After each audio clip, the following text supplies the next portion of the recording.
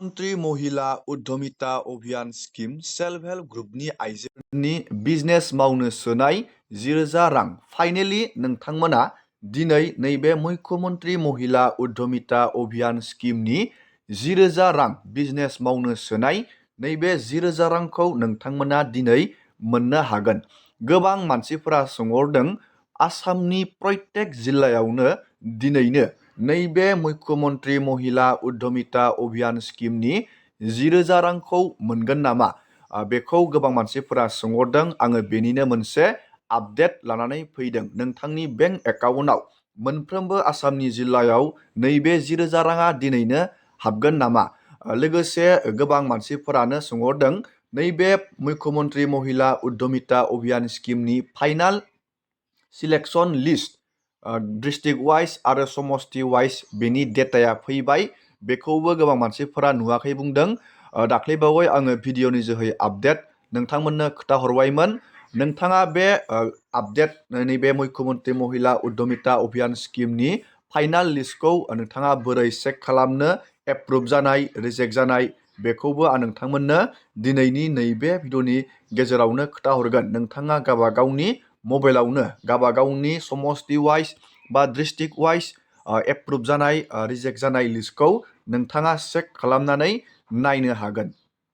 दानिया जोङो नायगोन मुख्यमन्त्रि महिला उद्यमिता अभियान स्किम आसामनि CMआ रोखा खालामदोंमोन दिनै 1 एप्रिलाव महिला उद्यमिता अभियान स्किमनि बिजनेस मावनो नैबे 10,000 रांखौ सोनायनि बाथ्रा दंमोन। महिला উদ্যমিতা আঁচনি অৰ্থাৎ অসমৰ আত্মসহায়ক গোটৰ সদস্যসকলক ব্যক্তিগতভাৱে উপাৰ্জনমুখী কামত জড়িত কৰিবলৈ 10,000 টকাকৈ আমি সহায় কৰিম। এই 10,000 টকাৰ সদব্যৱহাৰ হ'লে ভৱিষ্যতে আমি 25,000 টকা আৰু 25,000 টকাও উৎপাদনমূলক কামত ব্যয় কৰিলে ভৱিষ্যতলৈ বেংকৰ সৈতে 50,000 টকা। যেতিয়া মই এই আঁচনিটোৰ কথা কৈছিলোঁ, মহিলা সমাজে অত্যন্ত উৎসাহেৰে আগবাঢ়ি আহিছিল। আঁচনিটো ৰূপায়ণৰ নীতি নিয়ম পালন কৰোঁতে কিছু সময় লাগিলে। কংগ্ৰেছে উলিয়াই দিলে যে মুখ্যমন্ত্ৰী এনেই কৈছে, মহিলাসকলক ঠগালে, মহিলাসকলক পইচা কেতিয়াও নিদিয়ে। অহাকালি বিহালীত এই আঁচনিটোৰ আমি শুভ উদ্বোধন কৰিম। বিহালীত 23,000 মহিলাই এই আঁচনিটোৰ প্ৰথম পৰ্যায়ৰ 10,000কৈ টকা লাভ কৰিব। फाइनेलि दिनै नैबे महिला उद्यमिता अभियान स्किमनि 10,000 रांखौ आसाम गभर्नमेन्टनिफ्राय रिलिज खालामनाय जासिगोन। बेखौ खिन्थु दिनै मोनसेल' समष्टियाव बे महिला उद्यमिता अभियान स्किमनि 10,000 रांखौ बिथाङा हरनायनि बाथ्रा बुंदों।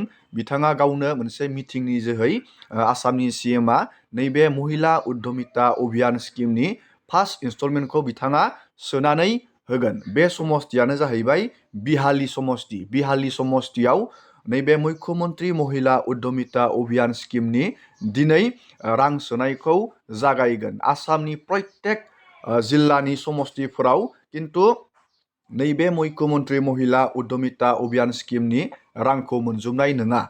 दिनै जास्ट जागायनाय हिसाबै बिहाली समष्टियावल' नैबे मुख्यमन्त्रि महिला उद्यमिता अभियान स्किमनि 10,000 रांखौ हरनाय जागोन। गोबां मानसिफोरानो सोंहरबाय थादोंमोन। दानिया नोंथाङा रोखा जाबाय जानो हागौ नैबे मुख्यमन्त्रि महिला उद्यमिता अभियान स्किमनि 10,000 रांखौ जाय बिथांमोना बिहाली बिधान सभा समष्टियाव गोग्लैयो बिथांमोनाल' दिनै मोननो हागोन। बेनि उनाव आसामनि CMआ रोखा खालामदों प्रत्येक समष्टियावनो नैबे मुख्यमन्त्रि महिला उद्यमिता अभियान स्किमनि रांखौ सोनायनि बाथ्रा बुंदों। दानिया नोंथाङा रोखा जाबाय आरो आं फिन खेबसेबाव नोंथांमोननो खोन्थाहरबावनि दिनै 1 एप्रिल फाइनेलि दिनै रांखौ सोगोन। खिन्थु बिहाली समष्टियावल' नैबे 10,000 रांखौ बिहाली समष्टियाव जाय बिथांमोना नैबे महिला उद्यमिता अभियान स्किमाव एप्लाइ खालामदों, जाय बिथांमोना एप्रुभ जाबाय, नोंथांमोना नैबे 10,000 रांखौ नोंथांमोना मोनसे मिटिंनि जोहै मोननो हागोन। बिथाङा चेक राननायनि बाथ्रा बुंदों। दानिया जोङो नायगोन नोंथाङा जुदि नैबे मुख्यमन्त्रि महिला उद्यमिता अभियान स्किमाव एप्लाइ बानायदों, नोंथाङा दानिया चेक खालामना नायनो हासिगोन नैबे पर्टेलावनो मुख्यमन्त्री महिला उद्यमिता बे पर्टेलावनो नोंथांनि डिस्ट्रिक्ट वाइज बा समष्टि वाइजआव खैजोन मानसिया एप्रुभ जादों बा रिजेक्ट जादों बेनि डेटाखौ बहननानै होदों। नोंथाङा बेखौ चेक खालामनो थाखाय गुगोलाव सार्च खालामनांगोन। नैबे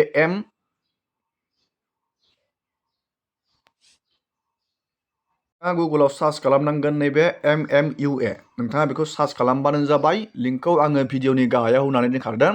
नोंथाङा दानिया बेयाव डेटाखौ नायनानै लानो हागोन। नैबे पर्टेलनि जोहैनो नोंथाङा बेयाव नायबाय थानो हागोन। बेनि एलिजिबिलिटि क्राइटेरिया, बेनि डिटेल्सखौ नोंथाङा नायनानै लानो हागोन। दानिया नोंथाङा डेटाखौ चेक खालामनो थाखाय नैबे 3 डटआव क्लिक खालामबानो जाबाय। 3 डटआव क्लिक खालामनानै नोंथाङा नैबे एनालिटिक्सआव क्लिक खालामनांगोन। एनालिटिक्सआव क्लिक खालामनानै बेयावनो नोंथाङा नैबेयाव नुनो मोनदों डिस्ट्रिक्ट वाइज डेटा होनानै दोनदों। बेयाव डिस्ट्रिक्टआव खैजोन मानसिया फर्मखौ होदोंमोन, खैजोननिया नैबे फर्मा एप्रुभ जाबाय, खैजोननिया रिजेक्ट जाबाय, नैबेयाव लिरनानै होदों।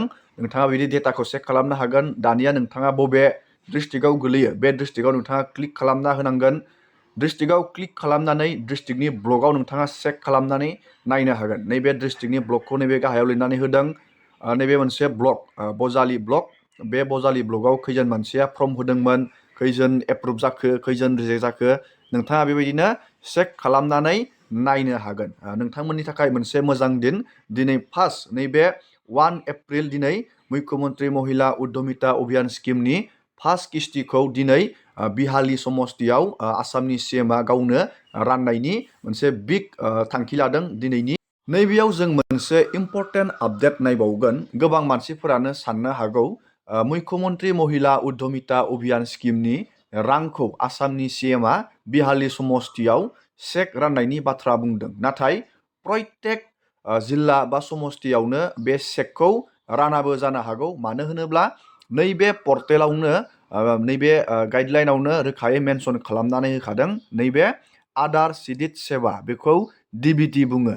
नोंथांनि आधारजों बेंक एकाउन्टजों एक्टिभ थानांगोन। नोंथांमोना नैबेयाव नायना लाबानो जाबाय। Active Aadhaar seeded saving bank account, नोंथांनि सेभिं बेंक एकाउन्टजों आधारजों लिंक थानांगोन।